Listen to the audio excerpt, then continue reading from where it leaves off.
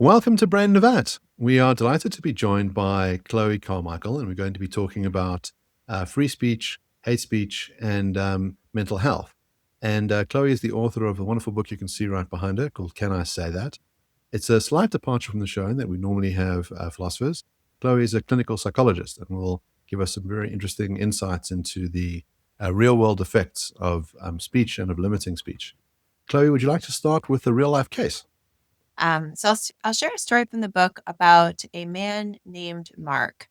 And of course, all the stories from the book are anonymized or changed from my clinical practice to protect anonymity of clients. But for the story, we'll say that Mark is a client in my practice who came because he was struggling to connect with women, struggling with vulnerability and intimacy issues with women.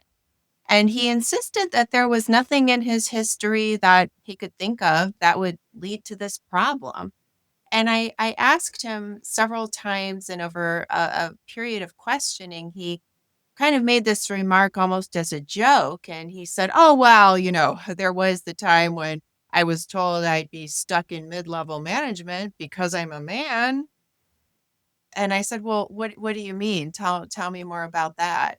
And he said, "Well, I was told by my friend in HR, that human resources, that I would just have to get it, that I work in finance. And so they're just not trying to promote any more straight white men. And so I would just have to understand that, they were trying to get more women in positions of leadership in finance." And he said this like I was supposed to just kind of agree and understand. And he was, I think, a little surprised when I said, "Gee, wow, that must have been, rough to hear. How did you respond to that? Understanding that your merit wasn't going to be the key driving factor here at this company." And he said, "Well, I felt like I had to just kind of smile and nods. I had to, I couldn't challenge this, narrative, or else I would just get branded as, not an ally or a problem child. So I just, smiled and said I got it. But honestly, deep down, I guess I was pretty upset." And so as a clinical psychologist, what we eventually discovered was that what had happened there is he had had to go into repression, suppression, denial. He hadn't felt comfortable to express his real reaction in the moment. And when we have to suppress our honest reactions in the moment, especially if those honest reactions might involve being very assertive to deal with a conflict, if we can't deal with conflict assertively and even a little aggressively, we resort to passive aggression. And so I think that that's what Mark was experiencing, is he had kind of shut down this numbness towards women in general, and it was bleeding over into his personal life with the way he was kind of shut down and distrustful of women in his personal life. And as we unpacked this issue together in therapy, he ended up choosing to advocate for himself. He ended up choosing to hire an employment lawyer and revisit this issue. And once he was able to deal with this fact that, yes, women had been an obstacle for him in the workplace, but it wasn't a particular woman. In fact, it might have even been a man that made the diversity decision. He was then able to connect more with women. And that's just part of it's one aspect of the point of my book, which is that through free speech, we have better mental health by dealing with issues authentically, even if there's a conflict involved, even if, and I get into circumstances of, actual hatred or bigotry. It's always better to discuss these issues openly than not, for our cognitive, emotional, and social health. So I think that's a quite a convincing and plausible account of how repression would hurt Mark and that expression would help Mark. But the objector is going to say, but hold on, those diversity practices in that company were there for a reason. Um, perhaps in the past, women weren't adequately represented at the top levels. And through Mark's free speech, although it helps him to have that free speech, perhaps it hurts other women. So is it a trade-off? So perhaps free speech helps the speaker's mental health, but harms in certain cases the listener's mental health. Yeah, that's an interesting question. And I would say it's actually oftentimes better truly for everybody, because that was one of the assumptions that Mark had made as well, was that by stifling himself, he would be better liked by everybody at work. And he also, because everybody was being silent on this issue, um, which is another reason with free speech that we can get a false sense of social consensus when, for certain reasons, we get the idea that it's unacceptable to express certain viewpoints. Mark had the idea that all the women in the workplace loved the diversity program. And as he came to speak out, he discovered, in fact, that actually was not true. And also, when Mark, men like him in the workplace, and even some women too, don't feel comfortable to speak up about the fact that this diversity program probably meant that less qualified women were going to be promoted into positions of leadership. When nobody could acknowledge the elephant in the room, what it amounted to, again, in terms of passive aggression, which is what happens when we can't talk about problems directly, it meant that there was just a quiet form of disrespect, or, lack of investment and enthusiasm and trust for the leadership, which I would say is not even actually probably so great for the women in leadership, who are also unable, because nobody will talk about it, to confront the question about if they even really belonged in these positions of leadership. So it might be, quote, easier on the surface to avoid real talk, but I don't think it truly makes a better place for everybody. So it seems like when we're evaluating the value of free speech, you could look at it from a couple of different levels. The one is, the benefit for the individual. So the ability to speak freely, might allow you to find out new things through discussion and dialogue, and enrich your personal life. The other one is, let's say, on a company level, you can imagine being able to freely, come up with ideas, even if they're bad ideas, might make you more innovative and more agile. And then there's the sort of larger social case where, a society where people are free to speak their minds and, say outlandish things, may give more information, may help you pick your politicians better, may help you with your sort of social structures. Um, when you evaluate this as a psychologist, I imagine that a lot of your focus will be on the individual, but are there things that you can scale up from the effect of, let's say, censoring speech or allowing speech on individuals to these broader group and social cases? Yes, of course. So it's always a two-way street when we think about what's happening with an individual versus what's happening on a broader level. That's why, we have research and understand group dynamics and social trends. So, for example, we're in an epidemic of loneliness. At least it's been determined that in the United States. It's probably not unique to us. And I think that it's probably a lot of factors, but connected to the fact that people are so afraid of cancel culture that they're not being real with each other. And so, on an individual level, we can talk about Mark, for example, stifling himself, being inauthentic, and pantomiming politically correct beliefs to get along, and then having impoverished relationships, not only romantically with women, but even with, his friend in HR. That relationship became false because he couldn't be real with her.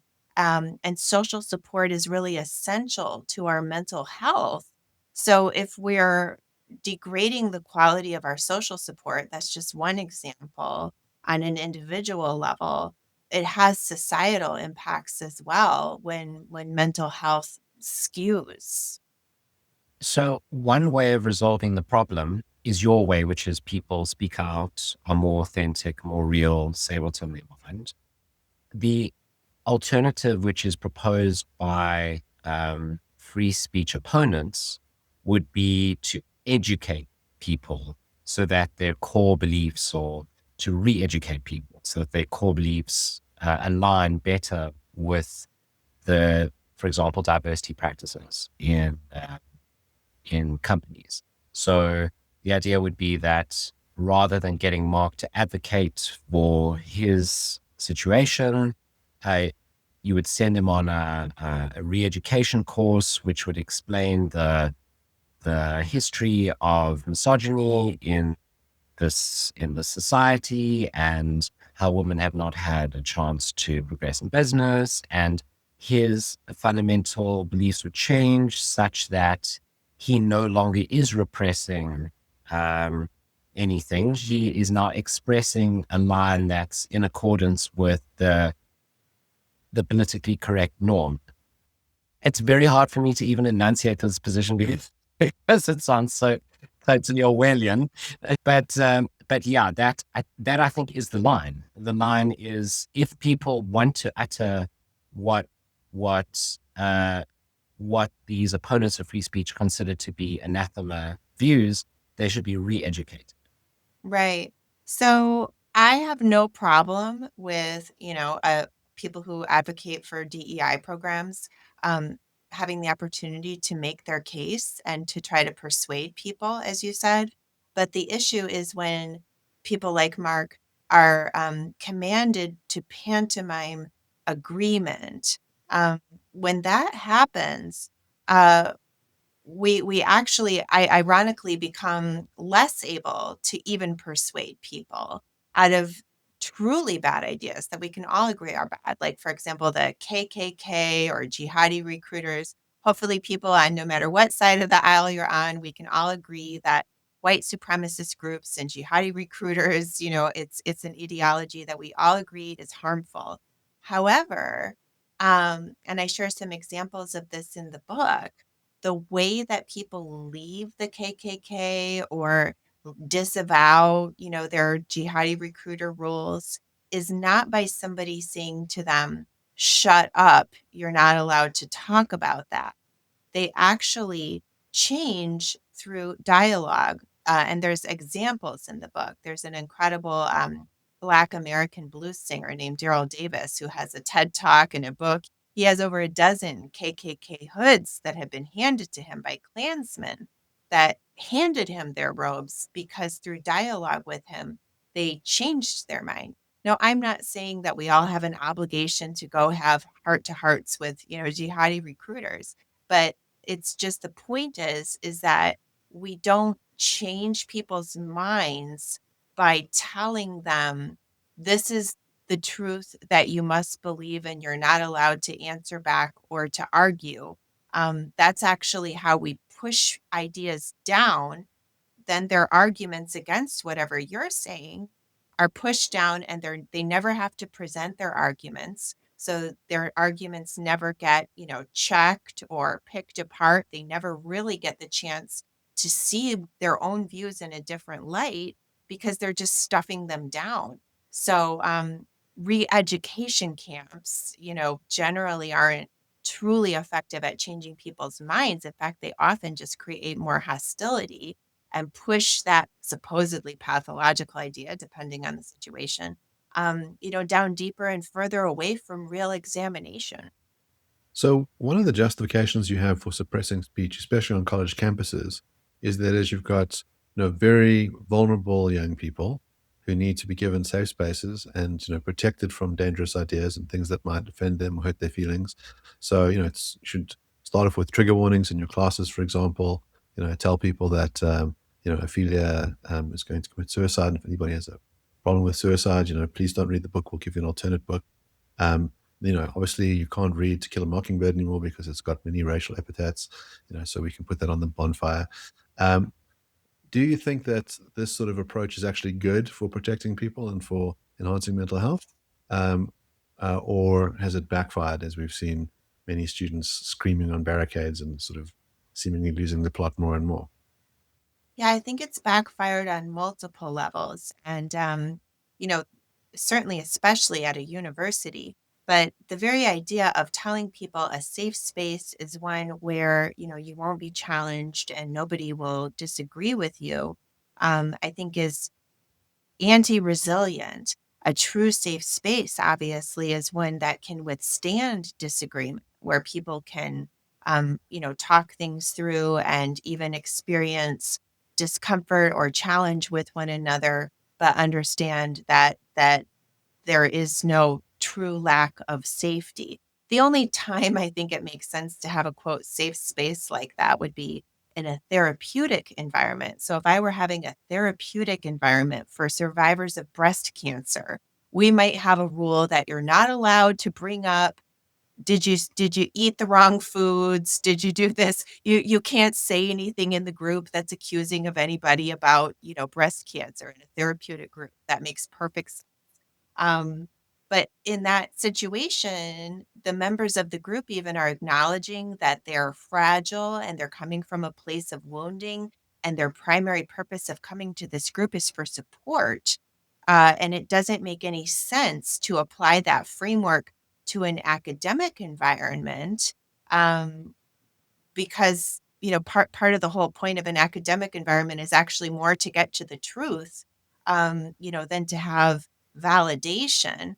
And then it's also undermining, I think, the resilience and the self-esteem of students if we suggest that they can't even go to school outside of a therapeutic environment. So it's a harm on two levels. One is to their emotional resilience and self-esteem about what they can handle in day-to-day life, but it's also a harm in terms of the quality of the intellectual environment. I mean, I love the position. The real Mark in this call has heard some backgrounds from the currents I went through this week, which is that I attend a storyteller workshop regularly, and I told a story with spicy gay content in it, and was told afterwards by the story. There's no children in the group; it's an adult group. The storyteller organizer that I should refrain from including these kind of details in future stories. And I asked why. He said, well, because it could create a slippery slope where others tell spicy stories, which some women in the group might find creepy and could make them feel unsafe.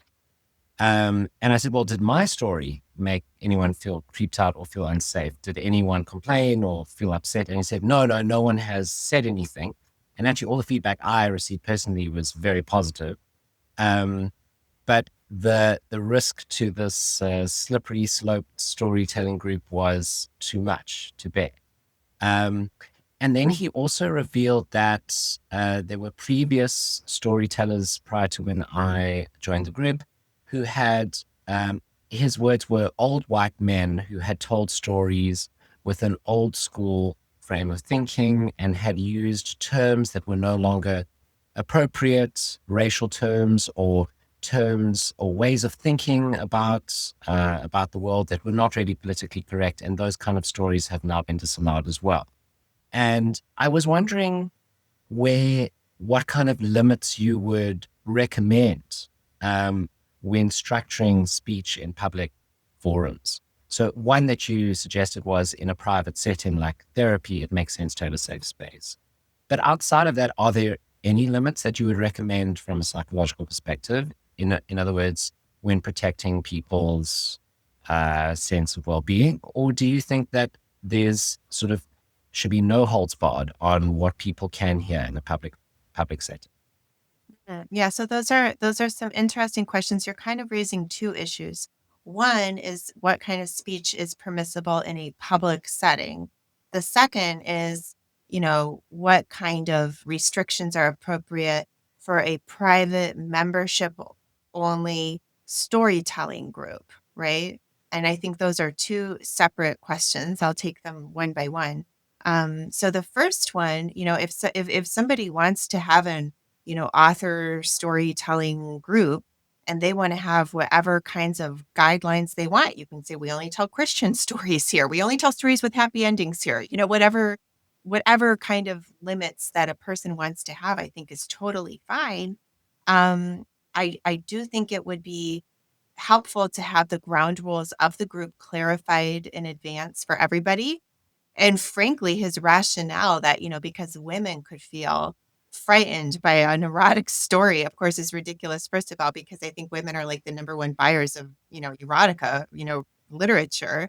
So I think it's kind of strange and patronizing that he would say that. But I just think it would be helpful to have, that put out there. And on that note, before I move on to the general public speech one, I just want to say it's an interesting thing. Um, Psychologists measure various personality traits, and one of them is the need for power. Everybody has a need for power, could be high, low, whatever, but it's a valence that psychologists measure. And women typically will express their need for power through nurturance, through supposedly making everybody safe. Oh, have another bite of soup, dear. Let me put the 10th, muffler on you before you go outside or whatever. And it's not only women, obviously. So this gentleman leading that group, it's very interesting in the name of quote nurturance. He's actually being kind of controlling, but also in, it sounds like kind of an underhanded way. Again, I wouldn't have a problem with it if somebody wants to lead their own storytelling group, that they have whatever rules that they want. But it would be nice if he would have them open. Otherwise, it can just seem as if maybe he's just being controlling. Um, all right. Now, the second one about speech in a public place in general, what's permissible. I admit as an American, I'm a patriotic American, and I'm a big fan of the First Amendment. And one of the wonderful things that we have in the First Amendment is the time, place, and manner restrictions. So if somebody wants to go around saying women are stupid, hey, fine. I believe in the First Amendment. They have the right to say that.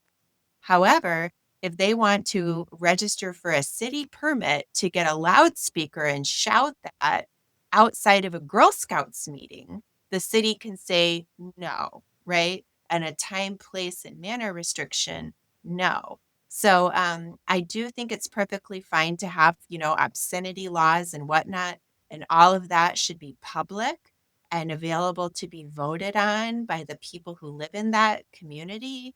But it's completely different from saying you're not allowed to say that anywhere. So I've got two questions. The one is a lot of the therapizing language that we sort of see now everywhere. So there's so many television shows where you have the characters sort of therapizing each other and using these technical terms. There's a great show called Sex Education that sort of started off as like this fun liberatory show, and the final season is just like unbearably awful to watch because all of the characters become these little miniature therapists. And so I wonder if you have a view on if there's a danger in taking out that language from the therapy session and generalizing it everywhere else. And then the second is you touched on this idea of sort of feminine nurturing and how it might come from a good place but lead to bad outcomes. So Helen Andrews has written quite a lot about sort of feminization being the driving force behind wokeness and behind cancel culture. Do you have any views on that? Totally. Yes. I'll take the last question first. And I love her, by the way. And I think she's absolutely right. I think that's a case in point of women being the driving force behind all of this, well-intentioned maybe, but like ultimately very harmful, wokeness and speech codes. To me, that's the perfect example of what I just described, of a need for power um, that is starting off as nurturance that ends up going, completely derailed. So yeah, I love her. Um, and then your other question about the danger of taking therapy language and, applying it around the world around us.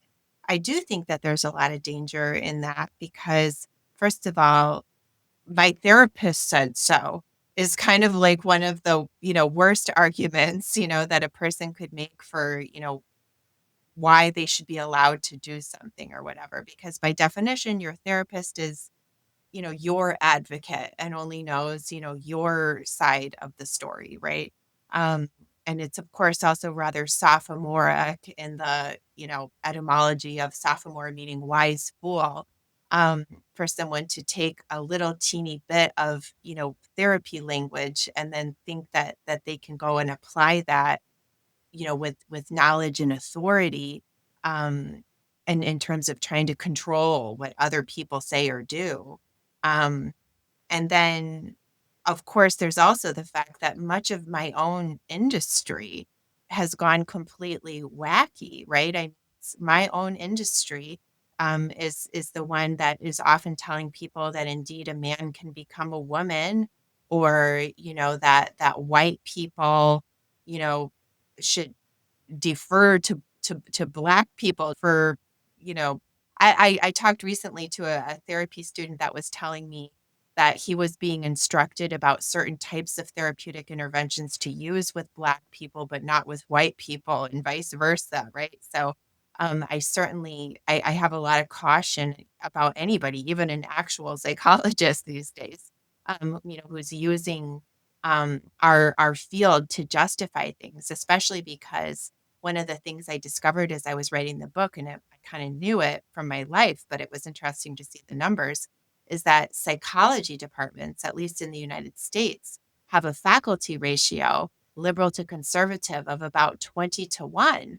And so then we get into this, group issue, where, and Irving Yannis, the psychologist who invented the term groupthink, he had 8 ingredients for groupthink, and one of them actually is self-censorship. And another one was the presence of self-appointed mind guards. And so the, kind of top professors in these faculty departments of psychology are the self-appointed mind guards. And at this point, with ratios, as I said, like 20 to 1, there's probably 10 people in your average psych department. So you have the whole entire department is full of people that have, this one ideology, and it does become an echo chamber. And there is, I think, a lot of groupthink. And so a lot of very irrational research, I think, comes out of these labs. And so then for your average layperson to go around quoting it like it's gospel, and like we're all supposed to just say, well, okay, then if the Stanford lab says so, then never mind my own common sense. I think that's a very slippery slope. It's quite fascinating because that's a parallel problem in philosophy departments. We see the same. So they lean heavily liberal. And so we've actually covered this quite a lot on our show, this problem of ideas coming out of social science and philosophy departments being heavily skewed left rather than right. It's not to say every idea that comes out is wrong. It's just to say that there might not be adequate discussion of certain ideas and the truth might not be reached in certain cases.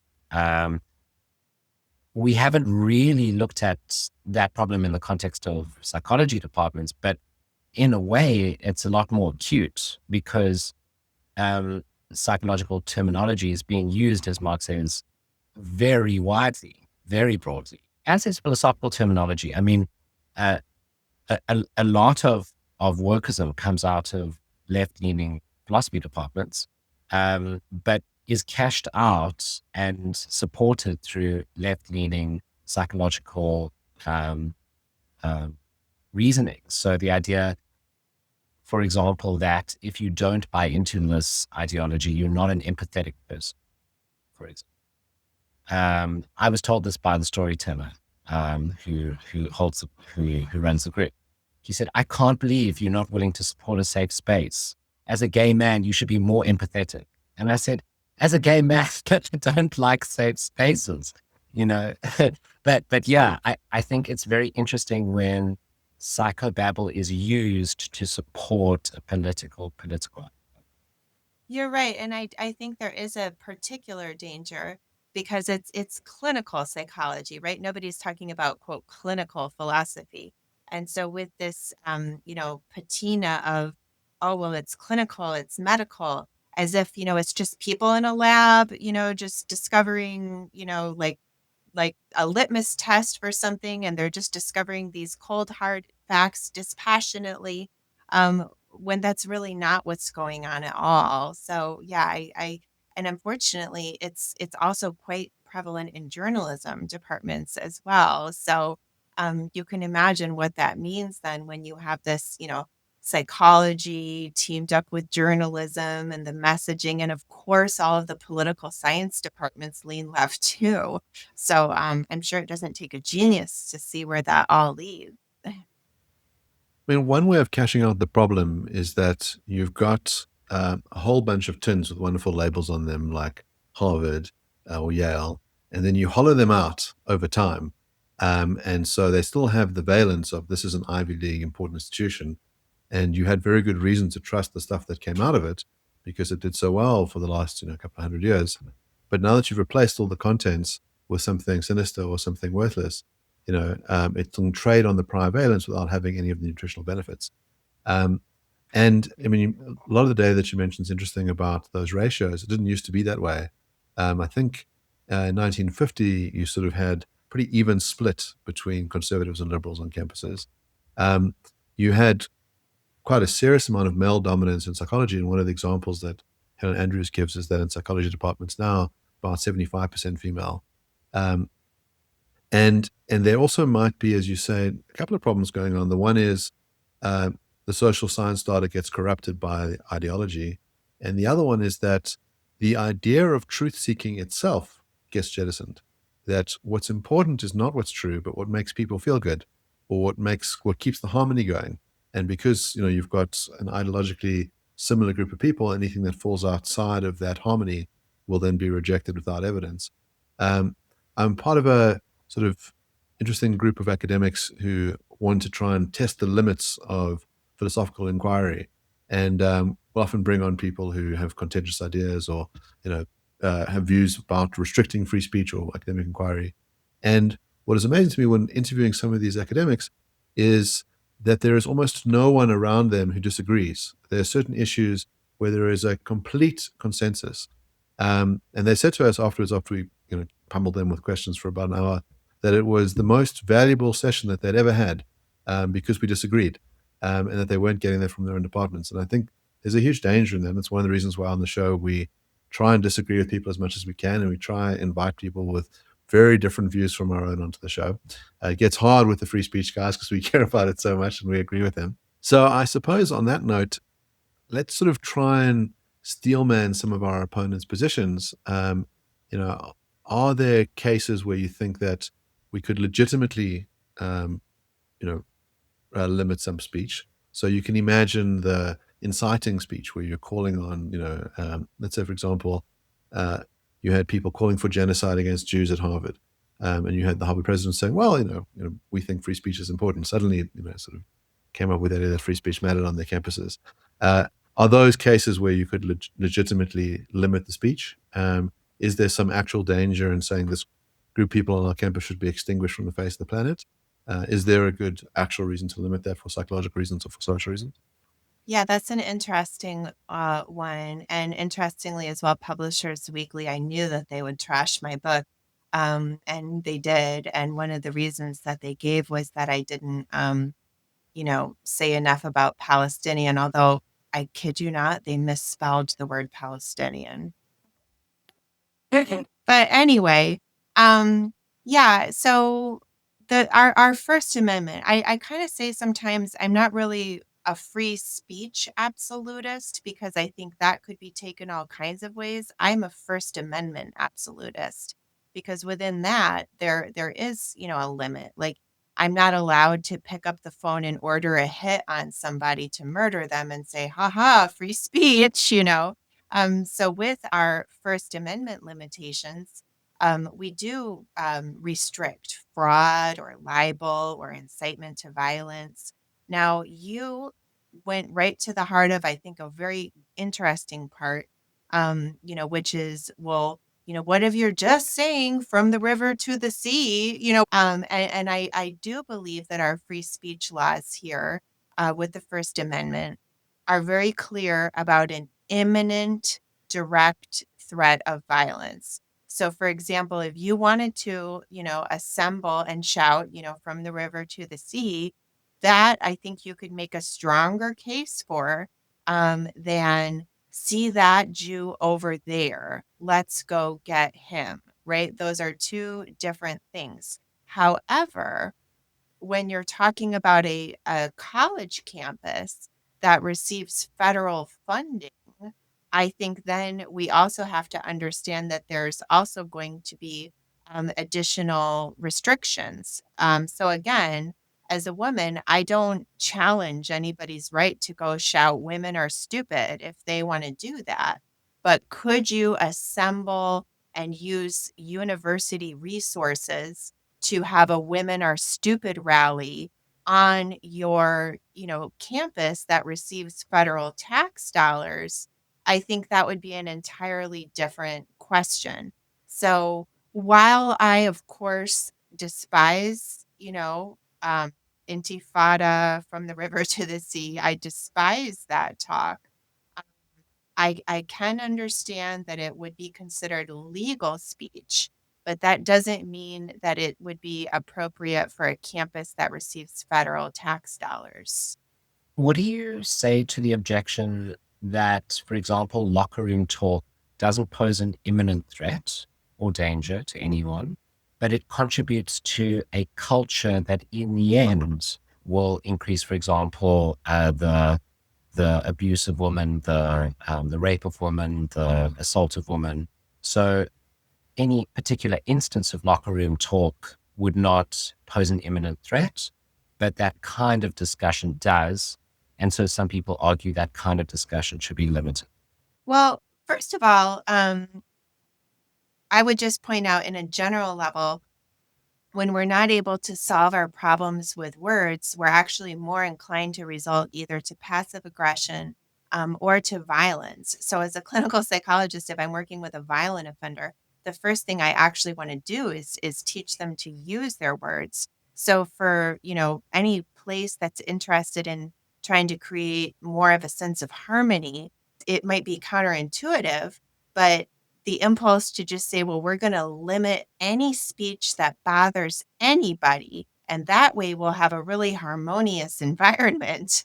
It might sound good, but it actually is less likely to work because it can actually lead problems to fester if people can't use locker room talk to make a joke or blow off some steam or acknowledge the fact that that's really quite a sweater, or whatever the case may be. Um, so I think they just might want to think carefully about the impulse. Um, I would just also say that whatever it is, if it's a private corporation, of course they can make whatever kind of speech codes they want. But what they need to do under the law is to make sure that it's applied evenly to both sexes. So if men cannot say, well, women can't live with them, can't kill them, or, whatever the case, whatever locker room talk that they may say, then women cannot say, well, men are pigs, or if you want something done, ask a woman. Right. So if one sex is going to be restricted in terms of how they can talk about the other sex, it just has to be an equal restriction. But when it comes to just the law and what you can say as you walk down the street, I mean, I would think that would be 100% covered under the First Amendment. So I'm interested if you think that there are certain tools that can be used to allow us to have more open dialogue. Are there things that individuals and people can rely on to foster free speech as a value? Yeah, thank you for that. That actually leads me to frame that question about how people can have more open dialogue by saying, although I'm sitting here talking about the mental health benefits of free speech, and I am a First Amendment absolutist, I also have a whole section in the book, Can I Say That? Why Free Speech Matters and How to Use It Fearlessly. I also have a whole section about the difference between self censorship and healthy self restraint. So, self censorship is where you're stifling yourself from being authentic about your actual values or what you really believe about important issues, where you're laughing at jokes you don't think are funny because you don't want people to know that in fact you actually did vote for the candidate that they're laughing about. That would be self-censorship. healthy self-restraint is, just being considerate to others. If mother-in-law says, "How are the cookies?" or "Do you like my new haircut?" Maybe you just say, "Oh, yeah, sure." Right? That's just, healthy self-restraint. I'm not suggesting that we all should have no filter. There is an important time and a place for that. So to your point then about like in everyday practice, legal questions about free speech aside, how do we just, have good open dialogue together? Um, so on a very basic level, if you want to have good open dialogue with people, I would say actually start by demonstrating incredible listening skills. So, hear what they have to say and repeat it back to them in a respectful way. That so you hear what they say and then you say, "Okay, I just want to make sure I heard you correctly. You're saying you believe A, B, and C for reasons X, Y, and Z. Did I get that right?" And invite them to clarify. And then um, a little bit of a manipulation would be to then say, "Okay, well, would you like to hear what I think about the issue?" Because very few people will openly acknowledge, "No, I just shared with you, but no, I don't want to hear what you have to say." And so they'll say, "Yes, yes, sure, I would." And then you might consider saying, "Okay, well, I'm happy to share with you. Thanks for that. I would just ask that after I explain my position, would you mind repeating it back to me the way I did to you, just to make sure we're not talking past each other?" Because it's an interesting thing that when our heart rate goes above 100 beats per minute, we are not cognitively processing in a rational manner. That's why people have to do fire drill exits because they forget how to leave a building, when things are flaring. So that's a simple thing, first of all, to have open dialogue is to be a good listener, an aggressively good listener that you're demonstrating, and then get the other person to express some buy-in of hearing your view. And then, see if you can also guide them to make sure that they're actually truly hearing you. One other tip I'll share before I, pause here is when you find yourself getting heated in dialogue, which totally happens, it happens to everybody when we're thinking about issues that we get passionate about. Um, be honest with yourself and actually congratulate yourself on the awareness that you're getting heated. A lot of people find it so shameful to get heated in these conversations that they won't really fully allow themselves to acknowledge it. And we can't address what we can't acknowledge. So just first of all, give yourself a pat on the back for noticing it. Um, and then even feel free to tell the other person to just say, "I realize I'm getting a little bit heated here. I want to just take a step back and acknowledge that I respect you. I like what you have to say. Can you even just say that again? I just feel like maybe I need to hear it again."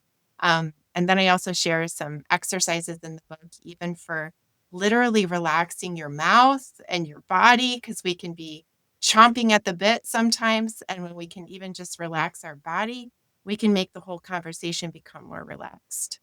So I split my life between Johannesburg and Thailand. And living in Thailand has been fascinating because they have these um, values, these sort of built-in social relational structures, um, which are meant to resolve some of the same problems as the list of techniques that you've mentioned are meant to address as well. They're just different methods. I'm not saying they're perfect methods, and they definitely create some weird situations, and they can be quite antithetical to free speech. But I'm curious what your thoughts are on them. And there's two that come to mind. So the one is this Thai idea of Grenjai, and Grenjai basically means um, don't take up too much space. So don't impose yourself on others around you. And that, it sounds quite broad, but it comes out in a myriad of ways in interactions in Thai society. So, for example, if you go to the BTS, which is the SkyTrain, it's this public transit system, it's remarkably orderly. No one is pushing, no one is rushing, no one is clamoring to get onto a train. Everyone waits in line with a gap between people. It's incredibly polite. Everyone waits for the person next to them or in front of them. Everyone is falling all over themselves to make sure the person behind them or next to them can get in line in front of them. It's got a tremendous sense of camaraderie.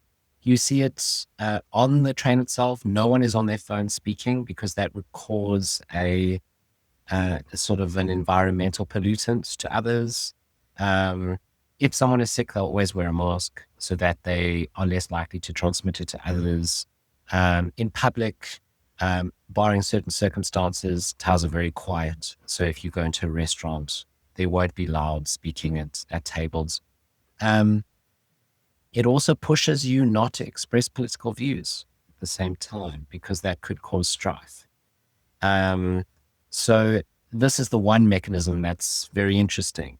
And I can see having both good and bad consequences. The other method that's used to limit speech is this notion of saving face. So it's not just in Thai culture, but in Eastern culture generally, but quite prevalent here, is this idea that you should not say things that would embarrass others. So the idea would be you could have a disagreement, but not in a way that makes the other person feel stupid. So you could have a disagreement, but not in a way that corrects them. If they cited a fact that's wrong, you couldn't say, no, that's just not true. Here's what is true, and here's the evidence for it. You would have to find a way of saying it that doesn't embarrass them. And there are methods. So here's just an example outside of the political sphere. If you're late for an appointment, Thai people, when you arrive, will often apologize. They'll say, I'm so sorry we're running late. They're not running late. It's me who's late for the appointment. But they'll apologize. We are running late. But it's a way of signaling, actually, you're very late, but in a way that you don't lose face. I'm curious what your thoughts are on these methods of intercommunication. Super interesting. So the Grand Jai, is that what you said it's called? Yeah, that's really interesting. And it sounds like it has a lot of really wonderful effects of people being, very considerate of each other. Though the caveat that you said, I think, is that it can stifle political disagreement or acknowledgement or discussion of political disagreement. Um, so I don't think it's necessarily bad if people have a mutual and acknowledged agreement that they're not going to talk about politics. I think part of the problem that has come up in many situations is that it's okay to express a leftist viewpoint, but it's not okay to express a more conservative viewpoint. For example, as we discussed, with academia or in journalism, there's just a lot of spheres where it's people who say that they're not talking about politics and that we don't talk about politics here at work, but we do just celebrate Pride Month every June, right? Um, so I think that's where the problem comes in, where one side is able to talk about their viewpoint, but the other side cannot. But in the society that you're describing, if both sides are able to, and I see this as well, even just in families at the Thanksgiving dinner table.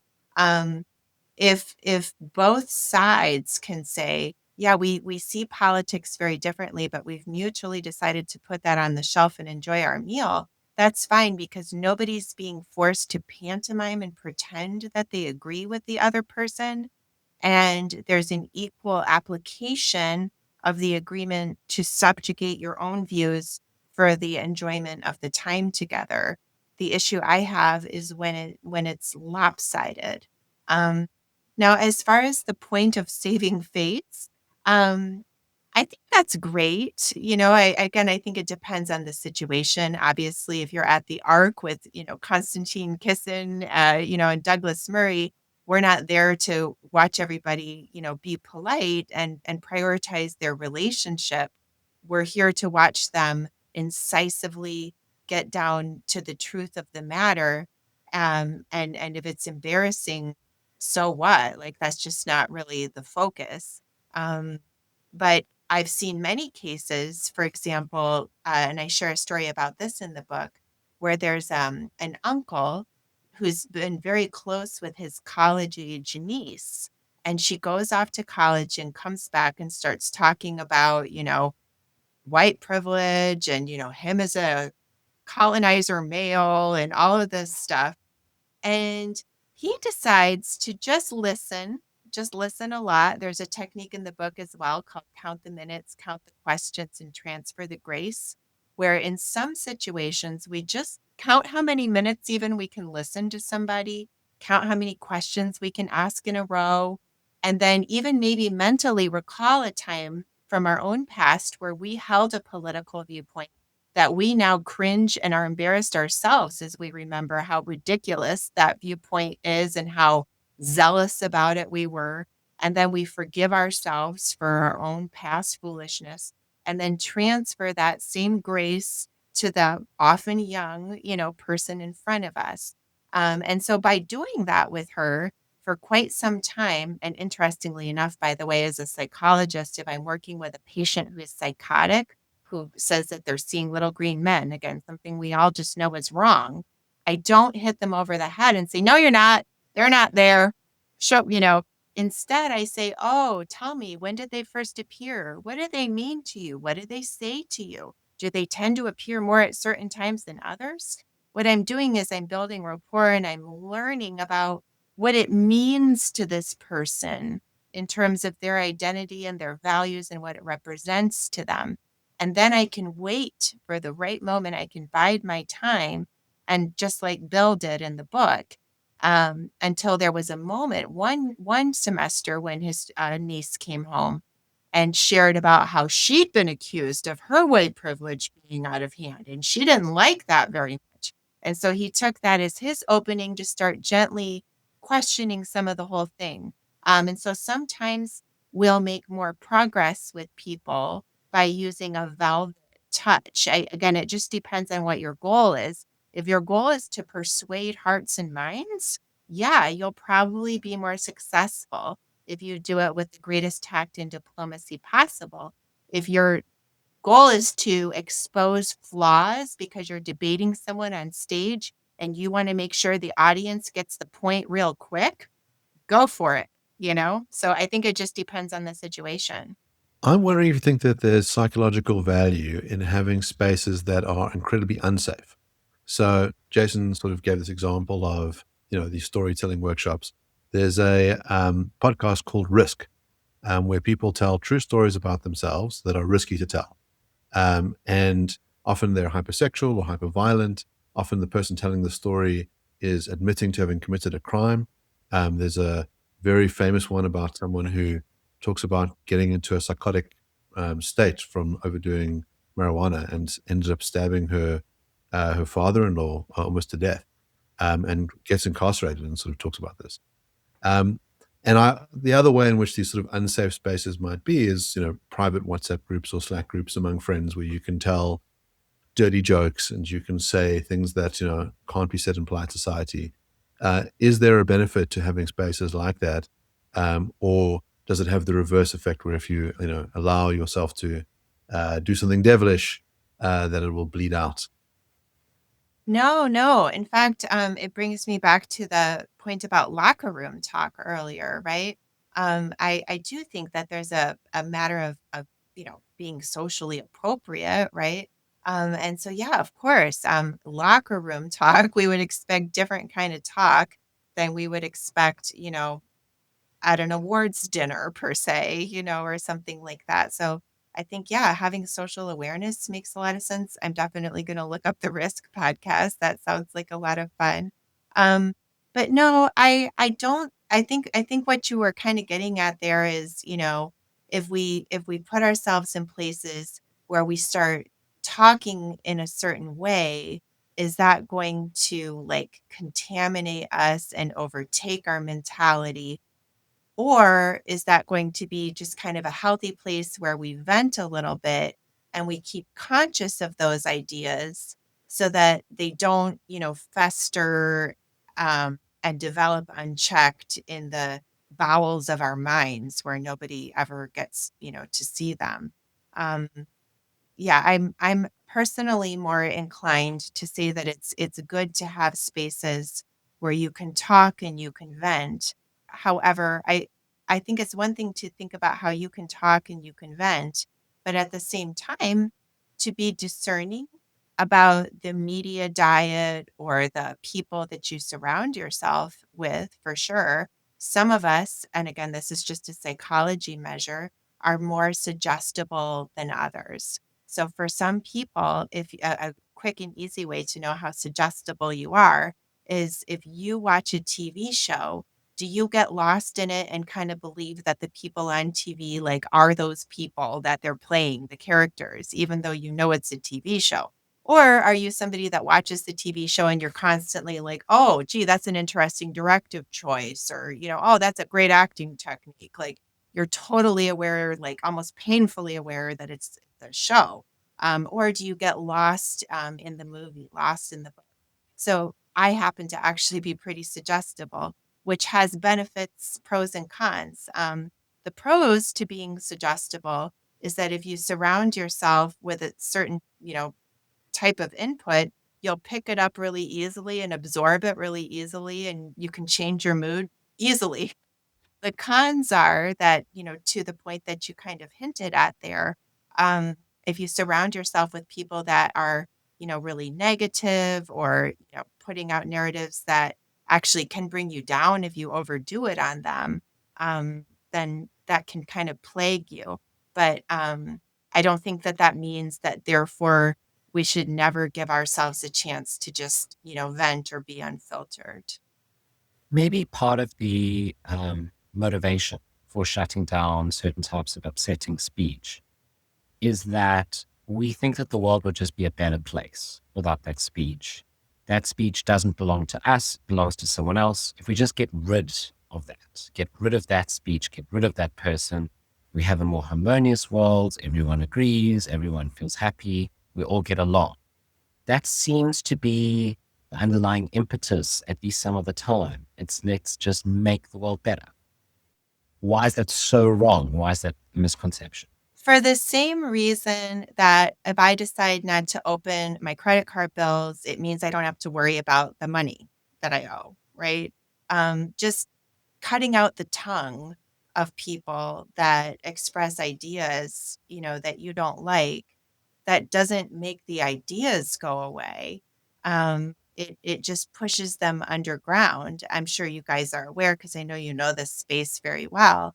But even in the Weimar period in Germany, before Hitler came to power, there were all kinds of speech codes and laws preventing negative speech about Jewish people. That didn't cause negative thoughts about Jewish people or narratives to disappear.